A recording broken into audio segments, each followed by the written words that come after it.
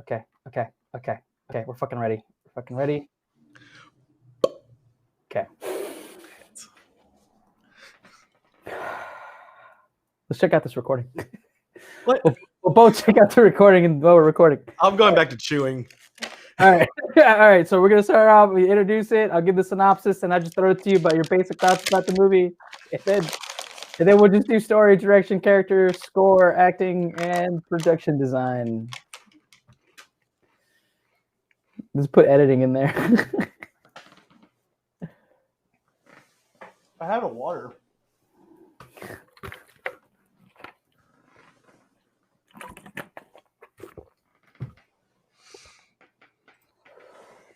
Guess I lost it. All right.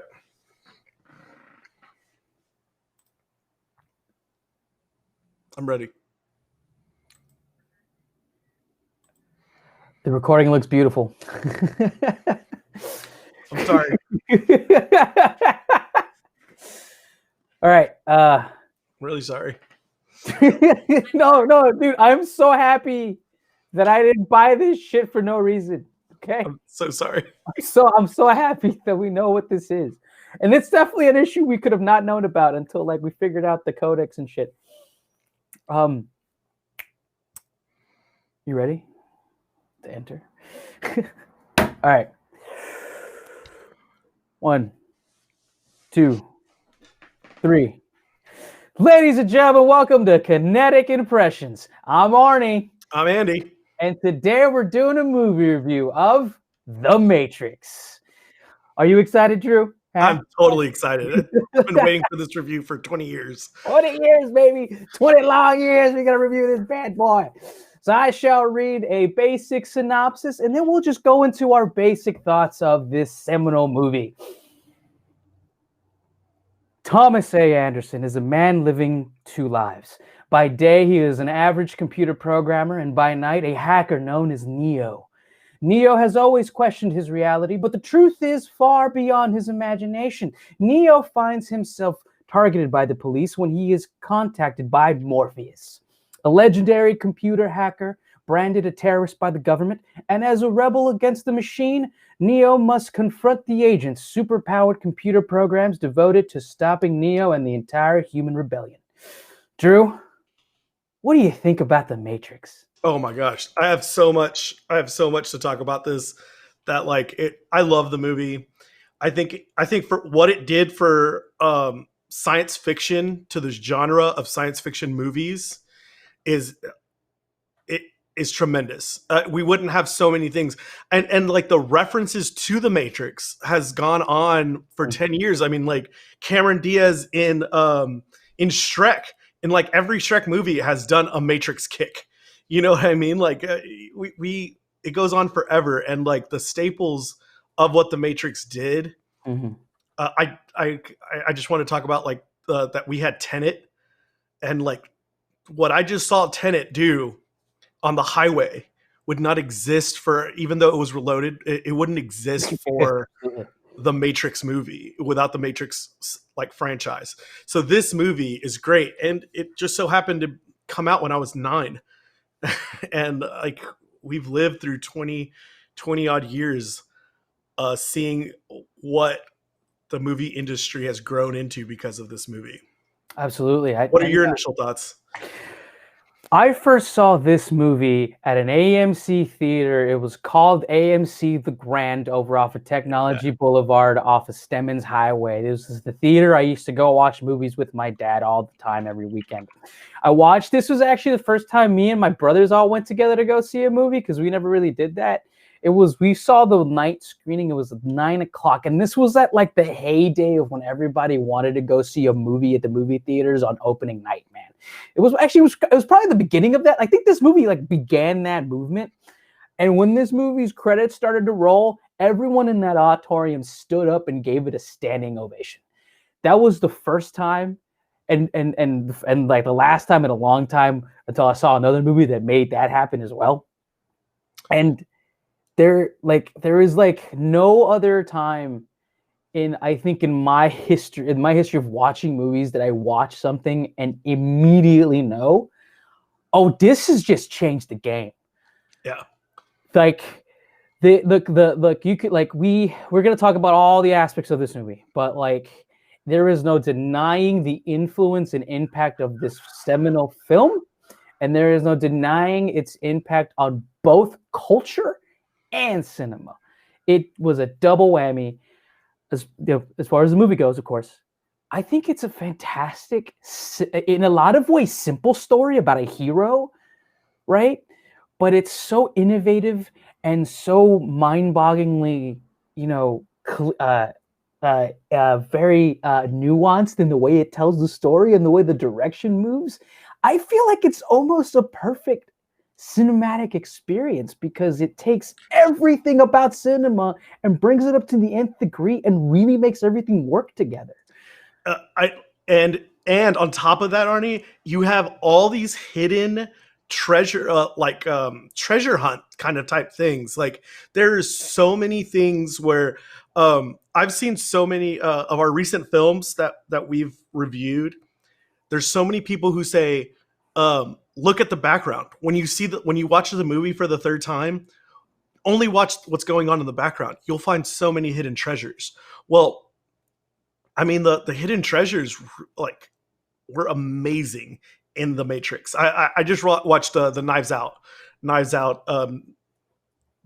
director, the director talking about Knives Out, and he was commenting on all the props and how he how he kind of racked up his shots to have multiple people in to create depth and stuff like that. But like, I don't think things like that would even matter if it wasn't for the Matrix. And like how in depth they really cared about this project and how much thought and process went into this movie. It wasn't just another studio throwing out a movie. Absolutely. And this was a true auteur piece, you know? The Wachowskis had only done one other movie named Bound. I've never seen Bound, but I've definitely seen snippets of it. And you could totally see that they had a way with the camera that not a lot of filmmakers had before. And I feel that. So there is this quote from who's the guy who did Citizen Kane? What is his name? I forget his name, but we all know the seminal movie Citizen Kane. The director of that movie, Orson Welles, said of Spielberg, he was the first of us to never see the Presidium. What that means is that before Spielberg, all of the movie makers, well, not before Spielberg, but the generation before Spielberg's generation, they all came from the theater. They did theater first, and then they moved into movies. And it was Spielberg who truly saw the new wave of technology arising in the movie industry and utilized it in vast ways that we had never ever seen cinema before. I love that. I think we should include Peter Jackson into that too, who saw the science and his vision before he saw the rules of making movies.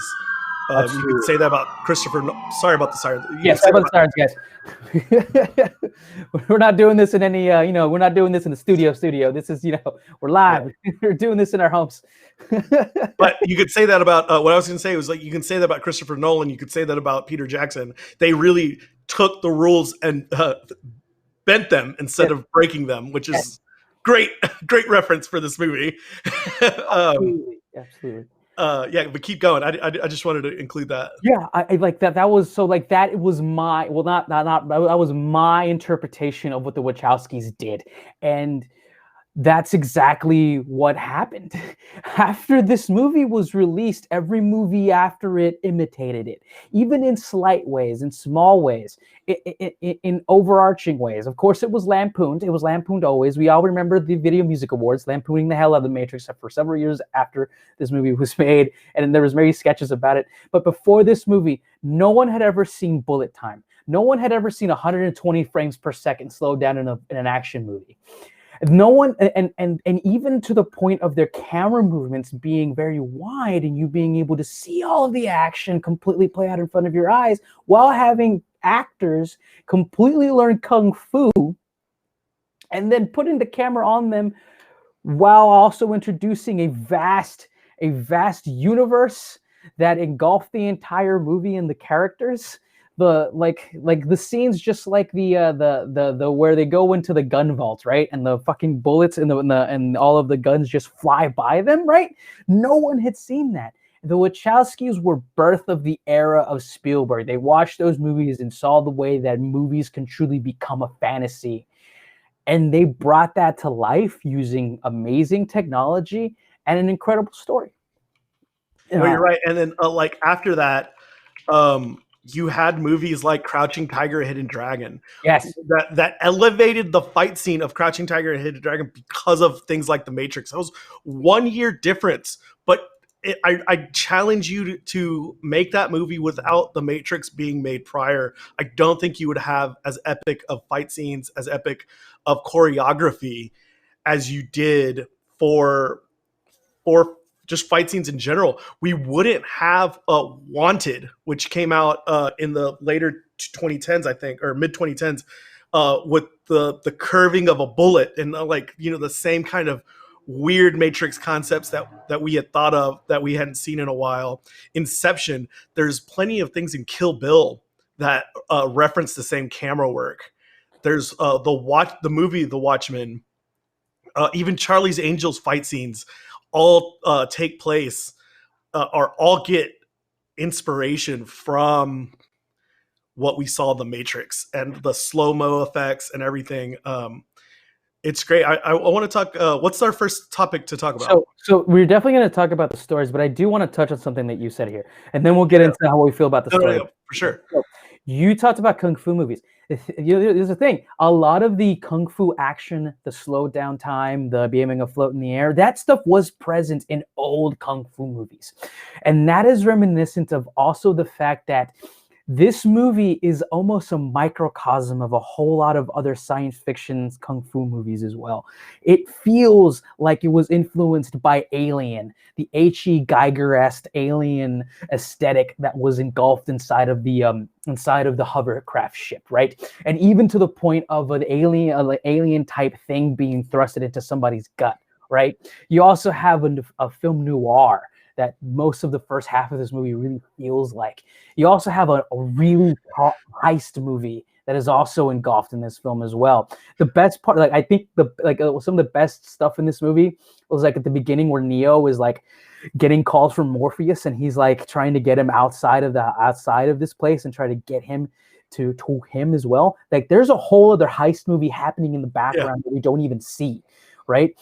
And then also it has this Western influences as well throughout it as well. It brought all of those types of movies together, and then it introduced new technology into it and just like put a fucking adrenaline into the action movie genre. And I'm going to talk about this a little bit later, or just really quickly, but like, I mean, they brought in somebody who studied theology to specifically make reference to make sure that their references were correct and to make all this like almost hidden knowledge. I know the Wachowskis, they're nerds. They're nerds like us. That's the great thing, is they're nerds like us. I believe they were literally comic book writers. No, yeah, they were. And they showed, when they wanted to make this film, they showed the producers of the film, they showed them the 1995 adaptation of Ghost in the Shell, because they said, we want to make the most real life version of Ghost in the Shell that we can. We're going to take the main character, and she's going to be based on the love interest. And like, I mean, they thought about everything in this. And the fight scene, the famous fight scene with the guns is referencing specifically the Ghost in the Shell fight scene. Anime. So like, he's in anime too, and it's Japanese anime. So like, I totally agree with what you were saying with the, you know, the kung fu and the fight, like all that stuff, because that's where its origin was. Absolutely. Let's talk about the story.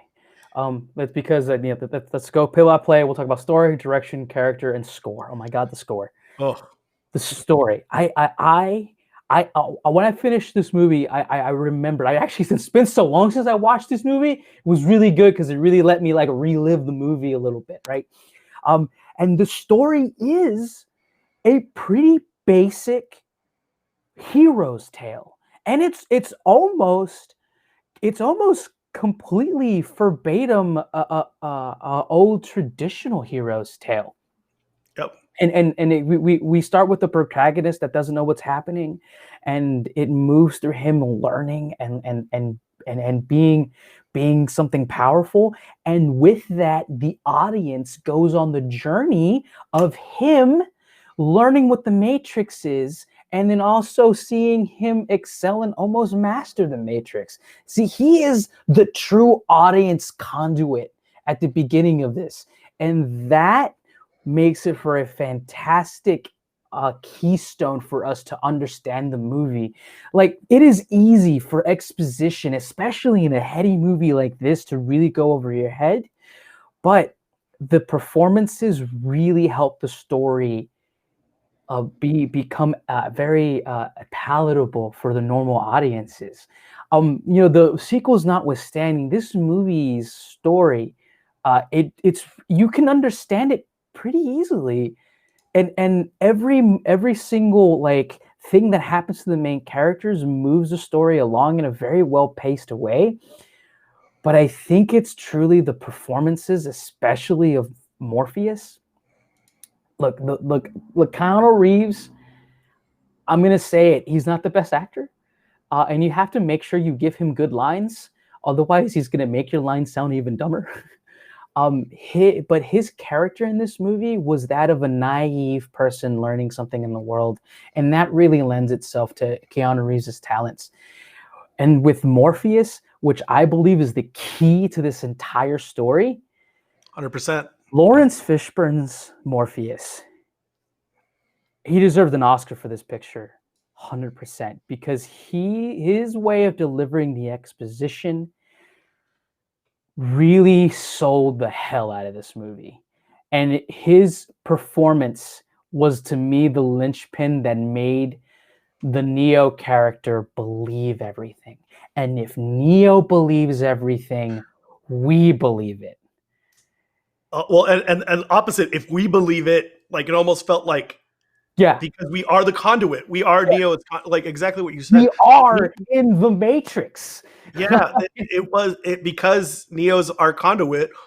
It is us, So it's like you can't go through this story without falling in love with Morpheus as a father figure, and that breaks it down to why we care so much if he lives or dies in the middle of the movie, right? Padawan situation. It's it's so quickly, like, you didn't even have to tell us that he was the father figure. You just knew, like, we have to take care of this guy. Absolutely. And to kind of move forward a little bit here with the story, and the characters themselves were really nicely, like, every single character had a moment in this movie, and that's one of the biggest tells of a really good script and a really good story, when almost all of the characters in the script really get their moments, like from the moment when everything twists, right when we're entering in to, I think it's the end of the second act, when you get the betrayal. In that betrayal, it's very easy to just discount those characters as they start to fall, right? But even in the moments where we lose these characters, each one of those characters gave a final moment that was heartbreaking and performed so well that you truly felt the sadness for these characters. I forget her name, but when that character before APOC unplugs her and she just says, "Not like this." Oh, yeah. Not like this. That line, fun fact, stays with me. It always stayed with me too. Yeah. And when I just learned this, like, fact after watching a whole bunch of videos, her name's Switch. Okay. And her name's Switch because the Wachowskis originally wrote the character because when you enter the Matrix, you enter it and you view yourself as how you view yourself, right? Like, you in the Matrix is best version of yourself. It is how you perceive your own self. Yeah. And what they were going to do is make Switch a woman in real life, but a man in the Matrix. Wow. And it got cut. And it just goes on to, and like, I had a whole list of just the the gender, like the gender isms is the way I'm going to say it. The gender isms that the Wachowskis put into the Matrix because they were dealing with those own conflicts themselves. And so, Absolutely. and I'm like, Yeah, yeah, yeah. it's For those, amazing. It's amazing. for those of you who don't know, currently the Wachowskis have both transitioned, and they are both considering themselves women now. And that's a really good point that you bring up, because there's kind of like to also state how innovative this movie was. There, like, even the casting itself was very innovative in that Switch herself was a little bit of a not as effeminate woman, and that was a mold that they decided to break, right? And The I suit jacket, because yeah, the moment that you're talking about, she's wearing an all white suit jacket, yeah. and it's like so classy looking. It's like such a cool look. I mean, people wanted to be like Switch after this movie because of how Trinity made the female look and how Switch made the female look, and it changed people's perception. Yeah, you can't discount that. The fact that this movie begins with an incredible action scenes with Carrie-Anne Moss's Trinity doing some of the most badass kung fu and just going toe to toe with an entire basically police department. That was a badass woman in cinema, right? Like that was definitely something that had been broken before by the Alien movie with Sigourney Weaver. This definitely took cues from Terminator. Yeah, Terminator, and it took cues from that as well to bring badass women into the fold. This movie opens up with every gender has play in this. Like, and I'm sure that's definitely something that Wachowski definitely wanted us knowing the ending now. It opens up with Cypher calling Trinity. Yeah. He's like, "Oh, you watching him again? You really like him, don't you?" Yeah. And I'm like, "Oh man!" And then Cypher kind of, it's showing Cypher kind of give up Trinity. Yeah. So like you're already like, I mean, rewatching the movie, I'm like, oh my god, he's the reason why she has to get in this big ass fight because he's a fucking snitch. Yeah, he's the antagonist of this film, at least. And there's more than one antagonist, but there's so much about this story that is so classical. Sorry, it's so classical Greek mythology stories, and so very basic when it comes to the story of the antagonist and the protagonist, and the villainry of this movie fits. And I can't tell you how much I just believe that the characters of this movie all really bring everything together. Like, it's when that moment happens, you feel it so much because you feel for these characters. There's just something about the simplicity of the beginning of this movie that really connects you with all the characters. And like that's what I think really good scripts always do. They somehow, in the smallest of ways, just make you feel for the characters, and when you do, when they die or they become something grander, you feel that even more. And it definitely you can't discount the sheer amount of exposition that this movie had to give. This is not an easy story to tell, right? If you're like, no one had ever seen this story before, and like producers and everybody who decided to make this movie, and it gave the Wachowskis basically a chance to take over a very heavily budget movie. They saw the power in this script. This is probably, like, if you were to study this script, you should study this script if you're trying to write screenplays. I think it's almost perfect. From my research, I think actually theologists, like true theology, there are people who studied the Matrix in college. Like it is something they hand out in college now to study, because if you don't get all the like Greek mythology references, the other types of mythology. I can't think of the Orthodox mythology. I don't know what the types are, but like all those, and then including all the references from the Bible. I wrote down like a short list of just things like Trinity, like the threes, the anagram for Neo being one, the hacker, the hacker in the beginning says, "You're my savior, Jesus Christ." He says that to Neo when he gives him the disc. Yeah. When Neo opens the thing, he like talks about No, go ahead. What were you gonna say? I would say we also can't discount the amount of Buddhist Yes. illustrations throughout this movie. And I want to say, man, that I think that all of this new age thinking that erupted at the end of the 90s and has pretty much prevalent throughout the early 2000s and has come to fruition now with yoga and meditation being used as practices to help people through therapy, and basically all of these people starting to meditate and all that, like all of that speak, I think a lot of it came from this movie, because this movie was super popular and there are so many Buddhist principles that are illustrated in direction and in production design and in the words in the script that are just the sheer concentration aspect of everything, and the sheer of like opening your mind and finally being one with oneself. That's all words that come out of this movie. That's like what they I mean that they required simulacra and simulations. I can't say that. Whatever it is. That's the book that he takes the discs out.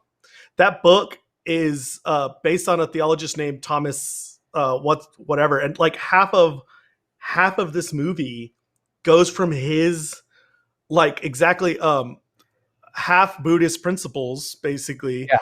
And the Wachowskis actually made Keanu Reeves read this book. They handed it out to the entire cast, but they specifically wanted Keanu to read it for sure. Absolutely. And they asked everybody else to read it. And they just wanted to fall in love with these principles of what this movie was really about. Absolutely. Like I think we can go on for days about the story. So like I think we for sure. We'll get into the direction because we really need to talk about that. But like I just want to touch on this too. Like there was like a legitimate just cultural zeitgeist shift of people trying to be one with themselves and one with the universe, so that we can break free of our confines of reality.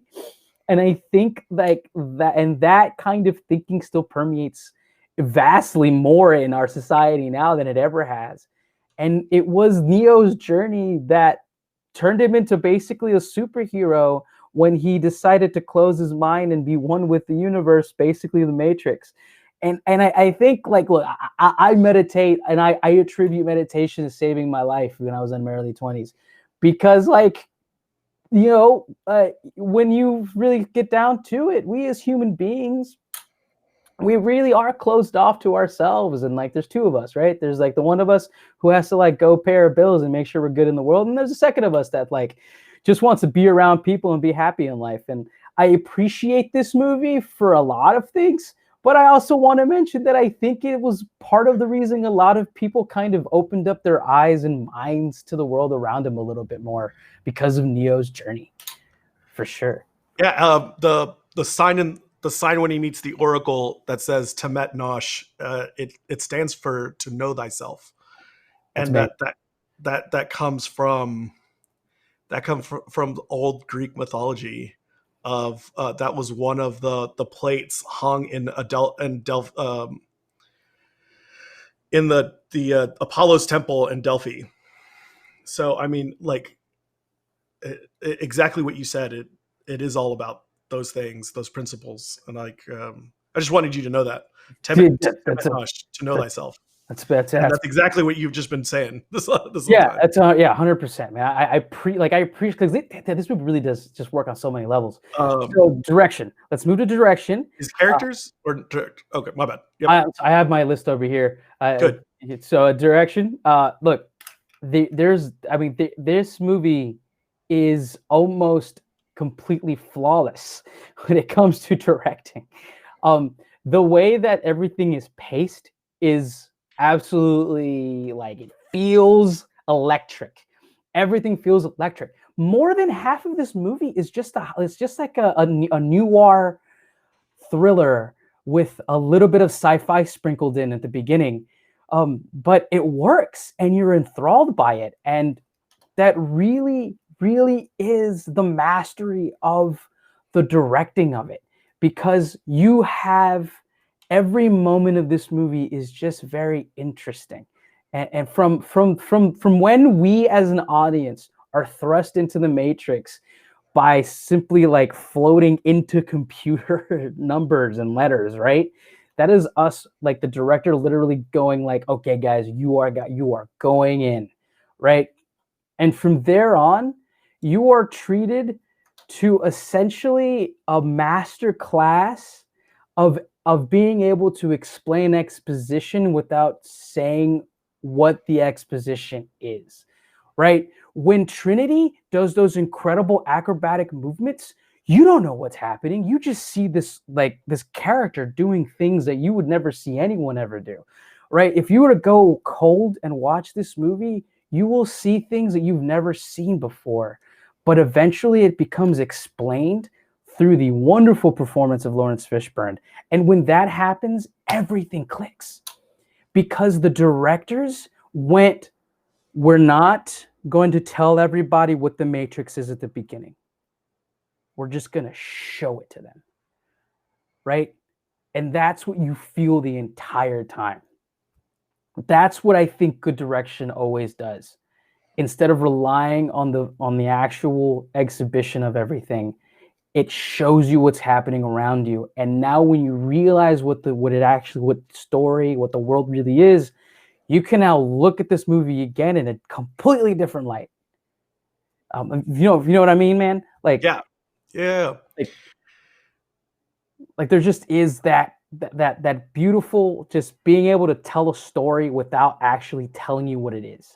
And they do such a great job because of like I was saying earlier, you kind of you care for Morpheus, and it's not as you're not being shouted to care for Morpheus. You're just kind of enthralled in it because of I think it was just such a perfect saying what you said is like Neo is the conduit for us as humans. He is the ordinary world going into this new world, and he is like what we see ourselves as, living this the way we'll call it now is basic. We're living this basic life, and for us to go through this new change or this new and like there's a lot of theories that it's about the Wachowskis going through their transition. Yeah, they actually have recently stated that Neo is an allegory for transgenderism. And so like that makes sense because it's a new journey that he has to create. He's this ordinary person and he has to see himself outside of those eyes and come into this new world with a more open mind. And he has to free his mind and stop living in these chains. I love that for gender equality. That is amazing. And that's great. I think I would never want to put that that allegory on the Matrix because I think it's much more than that. And the only reason why I think it's much more than that is I think you can take it as whatever you want it to be for. It transcends. It transcends. And say that like, you know, I don't care if you're going to a new job, you know, if you're finding a new relationship, if you're finding a new relationship with yourself, if you are trying to be a better person, this helps you in the calming sense of this movie because his frustrations are your frustrations. And the story just goes much deeper and transcends exactly like you say. Yeah, you know, and I think, you know, having all of the characters, all the actors learn about those principles that they were trying to communicate so that they, as they're acting in this movie, understand the existentialism that they're trying to portray. Perfect kind of note and thing that a director can give to a actor so that they can deliver this story through themselves to the audience. I think like that's another thing that they did really well. They were able to direct these actors in the perfect way for their characters to really come off so that they can communicate all of the things that are going within them, but also be able to communicate that there is this kind of existential thing that they're all trying to break free of. And you can feel that tension, of course, with Neo, with oh my god, Laurence Fishburne, just such a great performance, and Do you know such this was it was supposed to be Will Smith and Sean Connery? yeah. I think Like Will Smith, Sean Connery was doing Entrapment, and Will Smith ended up going to do the joke that we always make, Wild yeah. Wild West. Oh, well, West, yeah. I actually remember the story. I remember the story that Will Smith, he actually, if you want, Will Smith has a YouTube channel. He talks about this exact thing. Yep. He says that the Wachowskis and him had a meeting. They had one meeting. And like, basically, they had like a 10-minute meeting. And then like, the Wachowskis were like, look, man, we got this cool camera tech. How do you want to slow down time and dodge bullets? And then like, you know, and then Will Smith was like, yeah, I don't know, man. I don't think that's gonna work for me. but like it could have been I think like the movie we got is the movie we were supposed to get. I'm so happy. I was gonna tell you just that, but like the direction I'm looking at this, I always look at things comparably. And another movie I really like is Memento. And Memento has, and I'm not bringing it up for no reason, Memento has two people that I really adore, and that's Joe. I'm going to butcher this name, but Joe Pantoliano and Carrie-Anne Moss. And Joe Pantoliano is Cypher, and he plays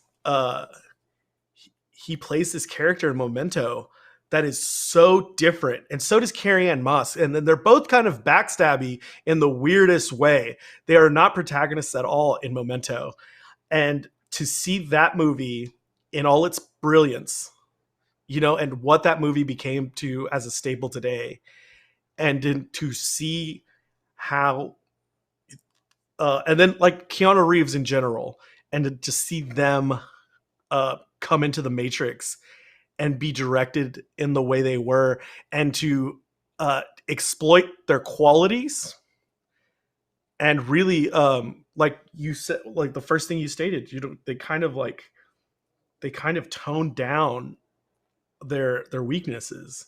I mean, like Neo was known as this robotic actor, but like this was a movie.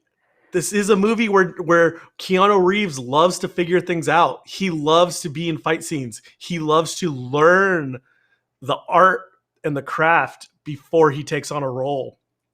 And this was given everything to him, because this is who he is as a person, and they took advantage of it. They got the best person they could get.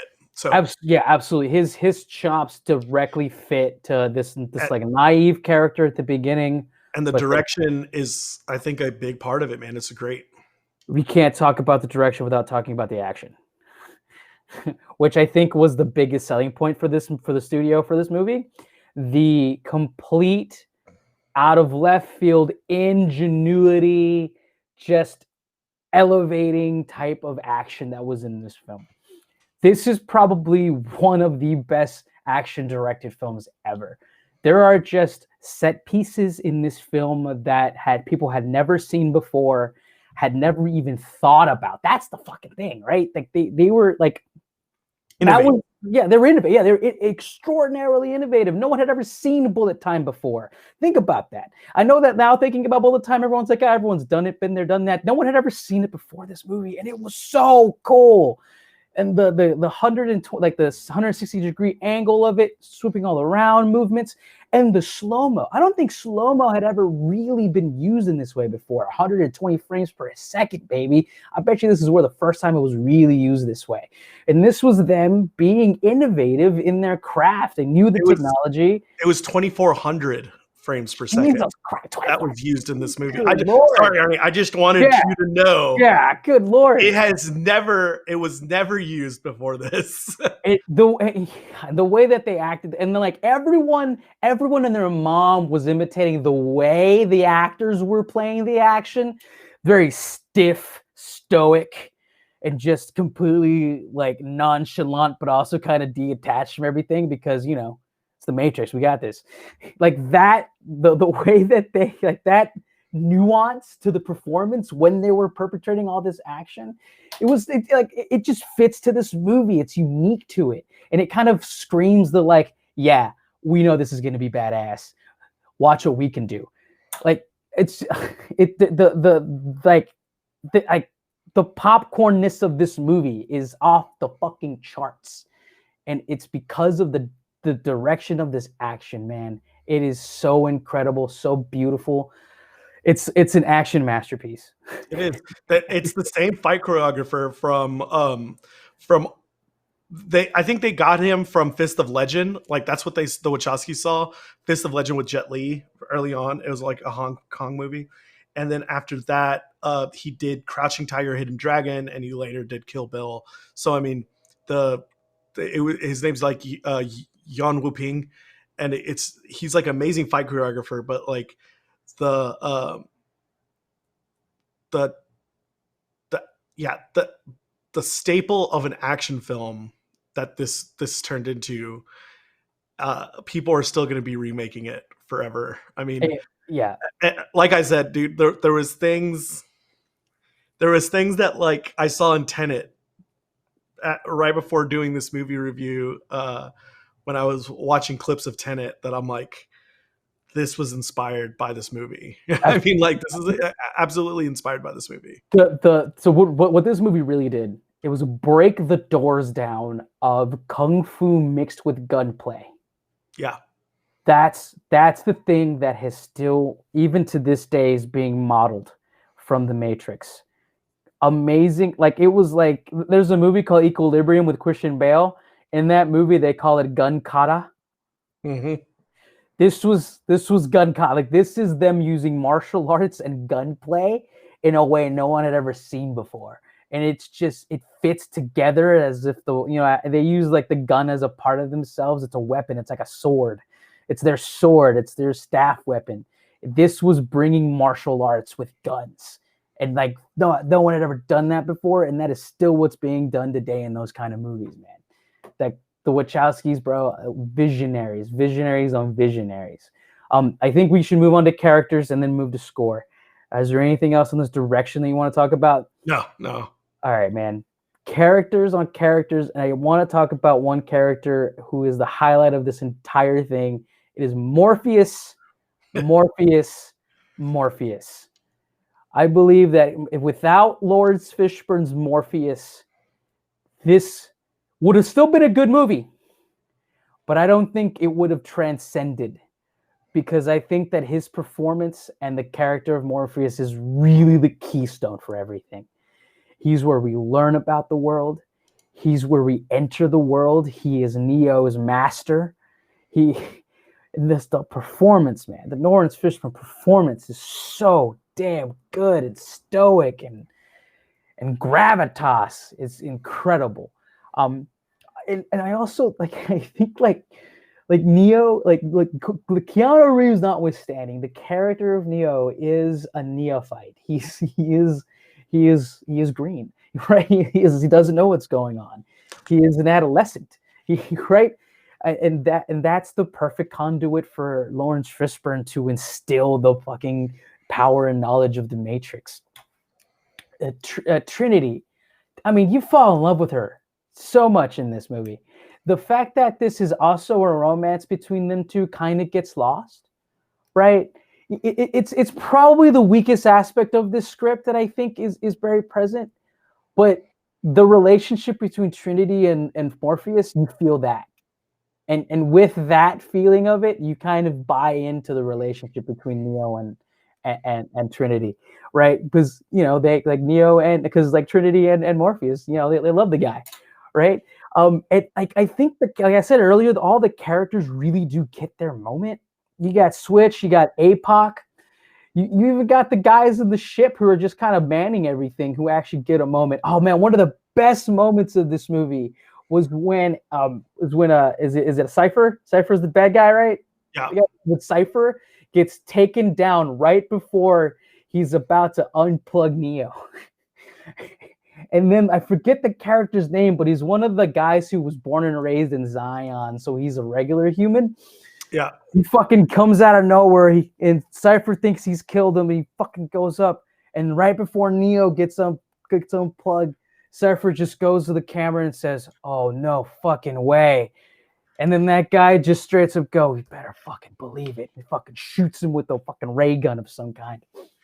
And we talked about Switch. Oh my god, dude, that last scene that she has, like, you didn't realize how much you could care about this woman by one line, dude. One line. It's my favorite line, dude. It's one of the 2 favorite moments in this whole movie, honestly. That line has stayed with me my entire life. Yeah. There have been moments in my life where I think about that line where I'm just like, not like this. Not like this. Dude. And the guy who created the Lady in Red, even that moment in the direction of his death, it's like, holy shit, what's gonna happen? No, don't go there. But then he brings the exhibition about the fact that the world is also painted in whatever eyes that you want it to be. He delivers that one monologue about, are we sure that steak tasted like steak? How do they know what steak tastes like? Just those moments of exhibition that are like both like exhibition, but also really like a transcendent like piece of dialogue that you can think about for a long time, just delivered in that way. Is it Link? Is that person Link? Maybe, I don't know. I can't. I'm looking at the cast list right now, but everyone's like such a small picture.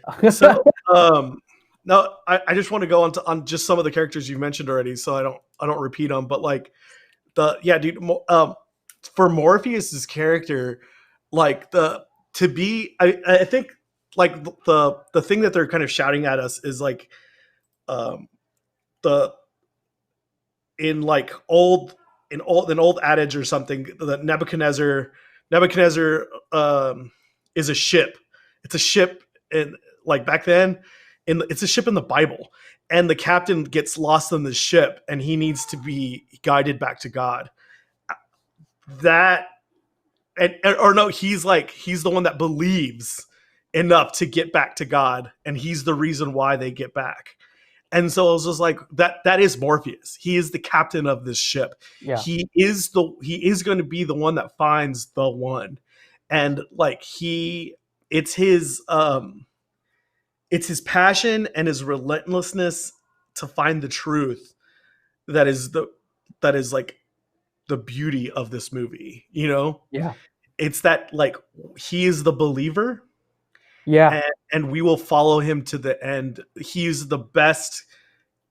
I just love the word. He's the captain. You follow him to the death. If the ship sinks, the captain sinks with it. He's the moving force of the entire thing, and is the reason for the movie to be a thing. Yeah, and his decision to free Neo that starts everything. Yeah, and then like just going down the list of the people, I like the way you said that. Like Cypher, you have APOC. I think Tank is the guy that you were talking about. Yeah. Tank and Dozer are humans who were born in the real world. I think they were. Something happened. They got into a fight with the Wachowskis. They were supposed to be in the other 2 movies. Oh, really? That sucks because I really wanted to see them again. But I know, but we got another character, and they end up being Dozer's brother. Yeah. And he's Dozer's brother, and that's why he owes it to Dozer. For sure. We need to talk about Smith. Because we haven't talked about Smith. But I do want to say, like, there was something that you just said that was really bothering me. Like, a switch, or not switch, the guy who makes the one in the red dress. There's like a little thing where, did you know they're all twins? They actually casted twins. They didn't CGI people. In that scene, you see doubles of everybody, and it's because they casted a whole bunch of twins. Wow.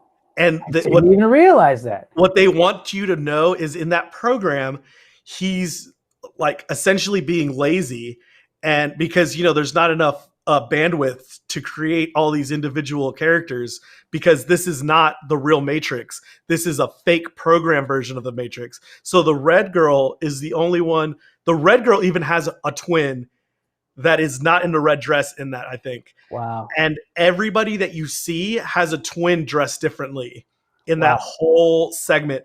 And they had, I forgot what the number was, but it was like, text. they hired twins, and it was like a thing on them because the Wachowskis are twins. So like, if they hired a whole bunch of other twins, and like there was just there's so much going on in the movie. I think it's a mouse. Yeah, and there's so many things going on in the movie that's what it really want to explain, is that's just metaphor for more in-depth things. For sure. Like there's the stake. No, I was before we go on, I just wanted to say that. And like the stake reference to Cypher is like, he doesn't care. He'd rather be a slave in a slave's world and be of important, he's going to get this deal to be important or something, instead of being a freed man. He wants to be in it because he doesn't want to be in the real world. And you know what? I get that. I do, right? You like, you understand that. Like, fuck, maybe even, I don't know if I would take the red pill. I kind of think I have a good life. Do I want to break free of these chains and then be put off in a post-apocalyptic world? It's there's so much going on in this film. We should talk about Hugo Weaving Agent Smith, the best 90s villain. And and he's like our conduit to understand what the machines are like. They're the ones who are like controlling everything. And I love how you see him break down, especially in the rescue scene where they're going to find Morpheus. He starts to, not only try to get something out of Morpheus, but you also start to see that he's not all 100% there either. It's as if being in the Matrix is starting to break him down in a way and make him crazy. And it kind of cues us to the point of maybe these machines are not as different as we are. Right? You know what I was saying there? Oh, like, so just to go on that before I forget, I want to continue this because yes, 100%, dude. Hugo Weaving, Agent Smith's character, is Neo of his world. He's the one that's realizing that there is something more than just being in this program. And he is a robot, and he starts to believe, he questions his own reality because of Morpheus. Okay. And at the end of this movie, Neo does not kill him, but Neo now has the power to free anybody in the Matrix. And Neo frees Agent Smith. Mm-hmm. And that's how the story becomes that's how Agent Smith becomes the perfect antagonist. Because Neo freed him, he now can manipulate the Matrix like Neo can. Wow. He can now be like one with this world that no one else in his side of things has been. So for him to be the robot side of things, because he is a robot, right? Like he is the machine. Yeah. He's AI. He's AI, yeah. And he's been freed the way Neo has been freed as a human. And that is the perfect story. The baseline of this story right now. And then I love the beauty of it. I love Hugo Weaving's career, is what I was going to say. yeah, his career. After the Matrix, he blew the F up. Before, I think he was like, but it was after. Yeah, you're right. He had a great career before that. I mean, he was the voice of Rex in Babe. We all love that movie, Babe. But he had a great career before that. But then he goes on, and he's in all the Lord of the Rings movies. Yep. He's like, I'm going to be, like head elf in every fucking movie of Lord of the Rings. I'm going to go ahead and be in all the Matrix movies. I was like thinking like, man, I was seeing Hugo Weaving in every summer blockbuster. He's been in a lot. And he was in V for Vendetta. I know you like that movie. Oh my God. Oh my God. It's and he got the Transformers franchise. He was Megatron. Yeah. So like we have, and then after that he became Red Skull in Captain of America. He's become the villain. Like he's a go-to villain. It's man. because his performance in this is incredible. It's like he's conniving, it's dirty. You can see him breaking down and wanting more than anything just to be out of this. He wants to be gone. He doesn't want to be around this anymore. He doesn't want to be around us destructive humans anymore. I love this one line. One of the agents, when one of the agents runs into like the interrogation room, when Agent Smith is being fucking handsy with Morpheus, and he's untethered off. Yeah, and then the machine asks him, shadowing. Yeah, he's like, "What are you doing?" And then the other machine agent says, "He doesn't know." What is that? What is that? What does that mean? That like the machines or the AIs, they know that like sometimes an AI or a machine can like go crazy in the Matrix. Like, they understand that. I think it's that, like, well, I'm sorry, I don't mean to kill you, but like I just think it's that he doesn't know that, because everybody's been reporting that Neo's been shooting up the fucking lobby. Yeah. And he doesn't know that like Neo's there to try to save him, because he took out his earpiece so that he can fucking wipe Morpheus's sweat. I don't know what do we do in that scene? Like, that's what I'm saying. Like that's the scene. Like it's so good because of how gross it is. Like he's just like, you fucking human sweat. Yeah. Ugh. It's showing us how much he hates humanity. Yes. He hates humans.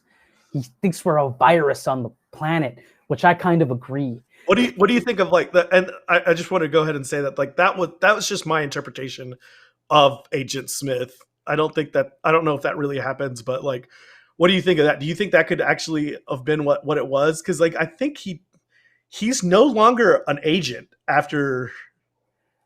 No, right? No, I think he's, whatever he is, his goal is to leave the Matrix, and that's it. He has no other motivation besides that. Right, but he post the fight, he is no longer an agent like the rest of them, because that's why he can multiply and all that stuff later on. Right? Yeah, my interpretation is he is corrupted. Oh, and as he's a corrupted program, and he's become like a computer virus spreading across the Matrix. So I do want to just quickly, last character I want to talk about. We didn't dive into Trinity too much, I don't think, and I think Carrie-Anne Moss does a fucking wonderful job. Yeah, very unconventional actress as well. Like she is. I love how. Yeah. Go ahead.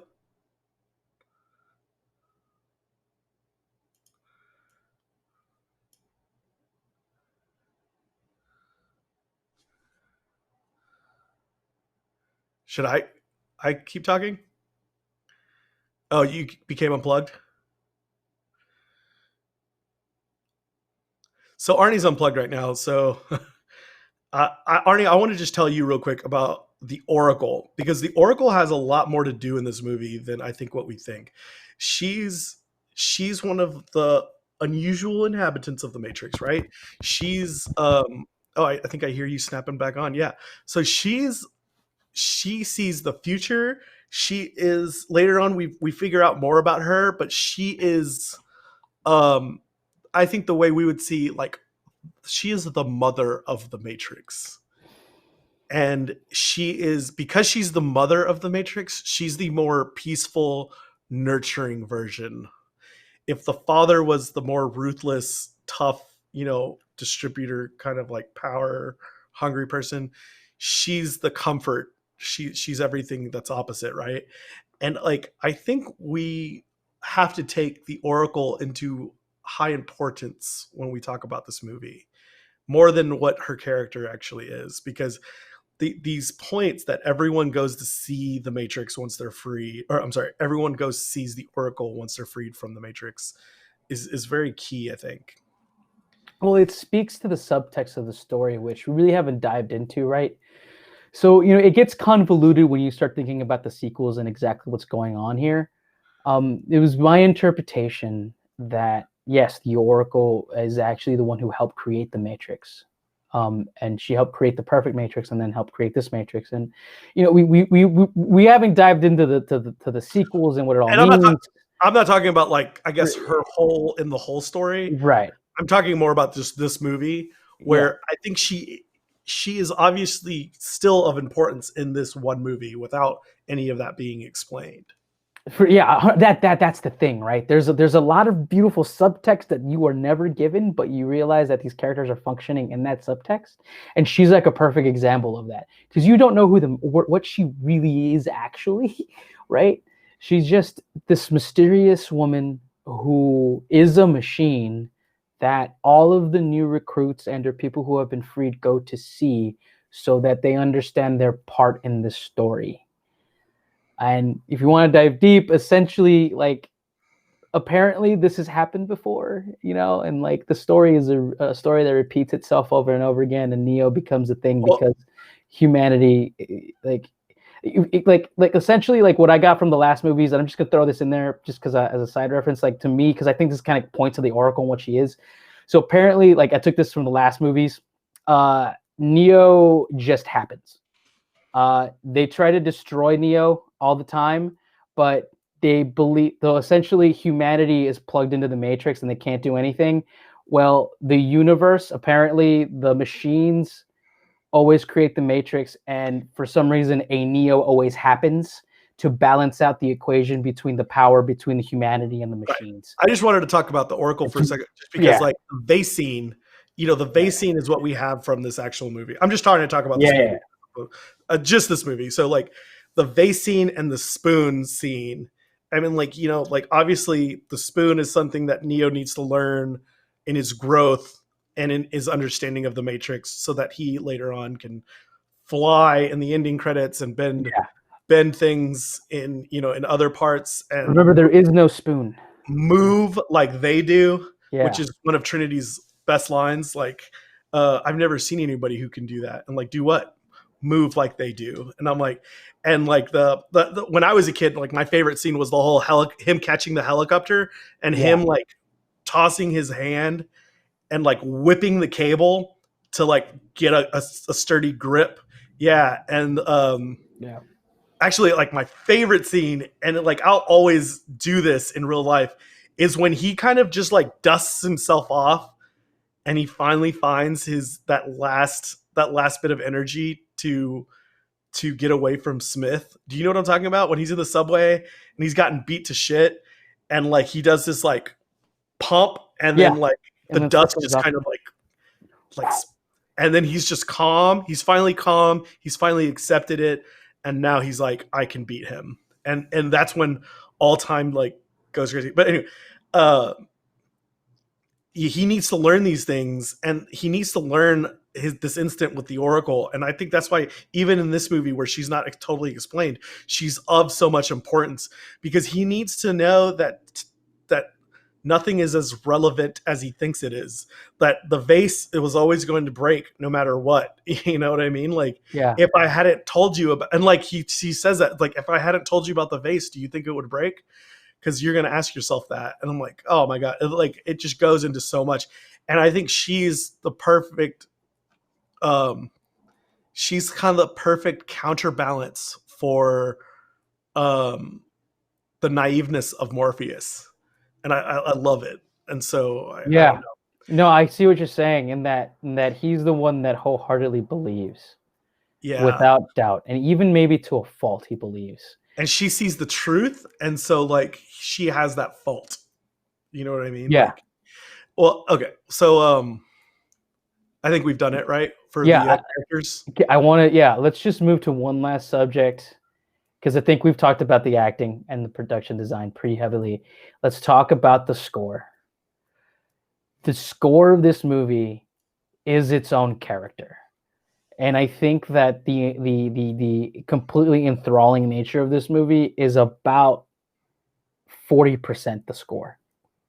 I like just like everything is just elevated with this really staunch new type of music that we haven't heard before, but it just, every single second of this movie and every moment that's really thrilling is just so beautifully undercut with a spectacular musical arrangement for everything. Like I tried to look up the composer for this thing. I don't know if it's in here. Don Davis. Okay, Don Davis. This man, the score for this movie is so goddamn perfect that it elevates every single scene. Seriously, like the sound of tension and just pure action and the pulsating movement of a thrill ride that this is just so elevated by that score. From the beginning, when Trinity is doing her thing and the music erupts with her flying up in the air and then kicking, that happens throughout. There is moments where the action is completely complemented by the score itself in a way that is like the gun kung fu. It goes hand in hand with the action in a way that I've never really, I don't even think since I've seen in a movie in such a perfect way. The action is so in sync with the music, and there's almost no, like, it's almost all score. It's not a lot of soundtrack. It's just like maybe there's a couple scenes here and there, especially at the end when you hear, the Rage Against the Machine, and maybe yeah, and then maybe in the club scene as well, you get a little score, but this score, dude, is just so elevating and so enthralling and really does help to bring this movie to another level. I think it's probably one of the most perfect scores I've ever seen in a movie. And so I do want to say this real quick thing because I didn't know how I was going to fit it in here. So this might not be about the score initially, but I'll get to that. Yeah. So this whole movie uses mirrors and reflections. Mm. And mirrors and reflections are one of the biggest themes reoccurring in this movie. Okay. So you had mentioned something where, the red pill and the blue pill, right? And you said like, I would have taken, I may not have done it. And so like when he sees the blue pill in the reflection of his glass, he sees himself reaching for it. And when he sees the reflection in the red pill, he's not reaching for anything. And it's just to tell him that he's not real. Like, it's that kind of thing. And it keeps alluding to this so many times. It's the deja vu. It's the mirrors. It's the way they do tight shots when Neo's getting arrested, that he's looking at it in the reflection of a mirror. It's so many times that they do that, right? The code that you see in our background, it's letters and numbers reflected. And they said like the person who created it was his wife's sushi recipe. It was numbers and letters from his wife's sushi recipe that he just mixed and then reflected the numbers and letters. It's all reflections, so much to where Don Davis, when he was writing the score, he took one instrument playing one note and he took another instrument playing another note and he reflected that note. And so what you're hearing is in the opening scene is one instrument reflecting another instrument. Wow. Because reflections have so much to do with it. And in every movie, in the beginning of every movie, they go into an extra minor chord. It's different, and I forgot what the reasons were, but there's a reason why every single note is the way it is. It goes into F sharp for the Reloaded, and then it goes into G minor for Revolutions. And there's a specific reason. It's the same two instruments playing back at each other, but they do. And I just want to say that, like, everything, you can deep dive into everything. You take one thing from this movie, you can go on a tangent, but yet the score is so enthralled in this movie to that point. It coincides with the entire theme of the movie. The reflection, yeah. That's crazy. That's nuts.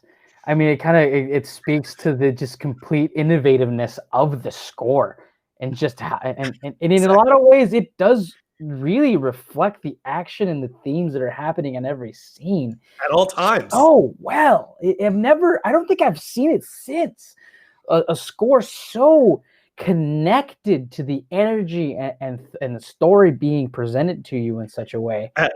The only person I could relate it to is Hans Zimmer in his like absolute fucking prime, and we just watched when we watched 1917. It's the only other movie I can tell you that I actually felt I was Mixed. writing Yeah. I was writing with the players because of the score. And there's not many movies that do this for me. Absolutely, and it's definitely, I'd imagine, probably another thing that people took away from this movie, because it's almost like a music, dude. It's almost like a musical. Like it just is. It erupts in emotionality when the scenes erupt in emotionality.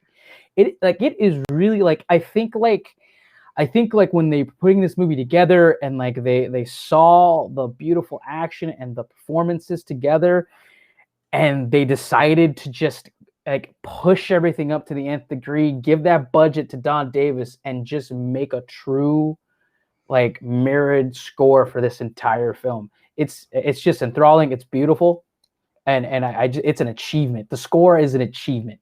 I don't think a lot of people said that about this movie before, but it is just so damn connective in a way that I just don't see anymore, or have seen before. It's just so good. No, I really liked it. I'm glad you brought it up because I was enthralled by it. And so 100%. There are 3 things I couldn't fit into this review that I do want to mention really quickly before we take off. Yeah. One is that like I love this whole thing where the Matrix is green, like you see me right here. Yeah. It's all green color graded, and when you're in the real world, it's blue. It's a cool blue tone. Yeah. It's very, and I love that. Like, I love that there's 2 specific worlds color graded. That's just a very beautiful thing. Half the set was used from Dark City. Made it around the same time. So like, if you remember like that scene that you're talking about when Trinity's jumping through all the rooftops. Yeah. It's the exact same rooftops that you see in Dark City. That makes sense. Makes sense. A lot of people put these 2 movies together as if they're like mirror movies. Yeah. Did you mention Dark City the other day? I did. I mentioned it last time. That's why I thought it was so interesting. Yeah. When you mentioned that and I heard that fact, it was like, oh man, that's so crazy. And then one last thing that was so crazy. So we see the thing that we were talking about earlier, where Neo is actually the 6th iteration of the Matrix. Like, we're in the 6th iteration. That was actually supposed to be revealed in this movie, but they thought it would be too confusing. And it's just like what we did. It was like they thought it was going to be too confusing to explain it in this first movie before going further in depth. And then with the gender reversal thing, the other example I had was Trinity kisses Neo to wake him up, as opposed to the prince kissing the Sleeping Beauty. Yeah. And I think they wrote that specifically because of gender reversal and how it applies in this movie. Let's break through those norms, man. Let's just bust open those norms. In 1999, we were busting through them, so I think that's great. Yeah, 100%, man. That's it. That's it, my man. I think if there's anything I wanted to mention is also how much this is such a heist movie. It really just all boils down to just probably one of the best heist movies you've ever seen. And it's all a heist about getting something. It's all about getting out of the Matrix. We need to get out. How do we go? We need a planet. A, B. There's even a heist movie happening behind the scenes at the beginning of the movie that we don't even see. The heist movie, I want to see the heist movie of trying to get Neo out of the Matrix, because there's a whole another movie happening in the background that we don't even see. I think like that was the one biggest thing that kind of like came out to me when we watched this movie. Is like, dude, this is a fucking heist movie through and through, and it just kind of hit me. I was like, hell yeah! I was like, how can I break this down? How can I make it myself? And you're making me think of like the scene where Morpheus breaks through the wall and like yells at the top of his lungs. You're like, breaks through the wall, or that like. They're trying to break Neo out, or they're trying to break Morpheus out, but like they don't give a crap. They're just gonna go in guns blazing. Yeah, they're like, fuck it, we're gonna do this thing because why is it gonna work? Because no one's ever done it before. All right, man. I think we did it. We did the Matrix. Getting ready for Matrix 4 coming out this year. We might do the other 2, maybe as one video, maybe one point. There's so much to talk about those other movies too that are just so wildy and outlandish. Yeah, it's a lot. It's a lot. I see why people don't like them. I really do. As a kid watching those, there is some things about each of those sequels that are really fucking amazing. Totally. There's just some things, and I like what they were trying to do in those movies as well. But definitely not as seminal as this movie, and overall, not a complete disappointment to my eyes. But I can see why people think they are. But I think that's it, man. I don't think there's anything else that I can gush about this movie all day about. Like, this is just such a solid movie picture experience. I'm so happy I got to see this in the theater with my family. Dude, like I said at the beginning, first movie and like last movie in a long time. Maybe Endgame was the last time that I was in a movie theater and I legitimately saw everybody stand up after Neo was flying and just fucking clap. It gave this movie a fucking standing ovation. Never in my life had I seen that. That movie stays with me my entire life. Like, I'm thankful this movie gave me that. I think that's it, man. Ladies and gentlemen, this has been Kinetic Impressions Movie News. Please like, subscribe. Why don't you give us a comment too? Tell us we're doing bad. Tell us we're doing good. Say something. We're talking to the void. Hey, Arnie, I heard you have a solo channel. I do have a solo channel. It's the Arnie Diaz Show. It's where I do a little bit of independent journalism and a little bit of interviews. It's fun. It's great. I'm still kind of figuring it out. Arnie Diaz Show at any platform known to man, at podcast platform, please. Like and subscribe to that. And then also Kinetic Impressions, also a podcast, also a YouTube channel. Come find us. We're going to be talking about movies until they stop making them, which is probably never. Our ugly bugs. Forever talking about movies. Hasta luego. I'm Andy. I'm Arnie.